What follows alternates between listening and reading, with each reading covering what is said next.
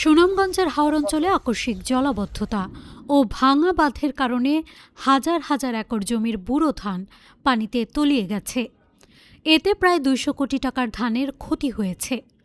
চরম দুর্দশায় পড়েছেন কৃষকরা, যাদের অনেকেই ঋণ নিয়ে আবাদ করেছিলেন। এখন ফসল হারিয়ে দিশেহারা হয়ে পড়েছেন তারা। আমরা কৃষক মানুষ, আমরা তো এই কসরা হাওরের আমরা ভবিষ্যৎ।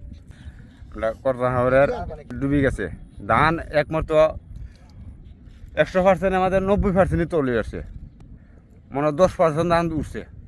হইতেছে সত্যি মানে ধান খাই আমরা, হরে অনেক ধান নষ্ট হয়েছে।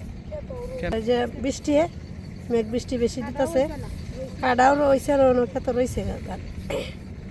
খেলা তো যে তৈছি আর যে গেরা হয়েছে লম্বা লম্বা সারাই আছে ধান।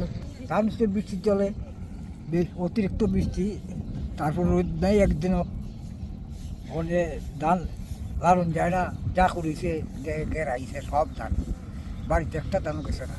গত ২৬ এপ্রিল টানা বৃষ্টিপাতে সুনামগঞ্জের ১২ উপজেলার হাওরে বেশিরভাগ ধান ডুবে যায়। আর যেই ইতিমধ্যে ক্ষতিগ্রস্ত যারা হয়েছে প্রাকৃতিক কারণে, সেই ব্যাপারে আমরা ইতিমধ্যে তালিকা করার জন্য নির্দেশনা দিয়েছি।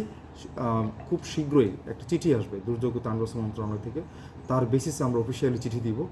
আর যেখানে প্রধানমন্ত্রীর কার্যালয় থেকে একটু আমাকে আজকে যোগাযোগ করেছেন এবং দুর্যোগ মন্ত্রী মহোদয় ফোন করেছিলেন, সেখানে আমরা যেটা বলেছি যে স্যার একদম চেষ্টা করবো এবং সর্বোচ্চ নিখুঁতভাবে যে তালিকাটা করা হয়, প্রকৃত ক্ষতিগ্রস্তরাই যেন এই সুবিধার, এই সরকারের যে প্রণোদনাটা তারা যেন সেটা পায়।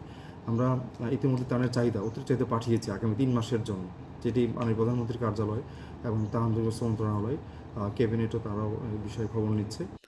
বৃষ্টির মধ্যে পানির নিচে থাকা সে ধান কেটে আনতে পারেননি কৃষকরা।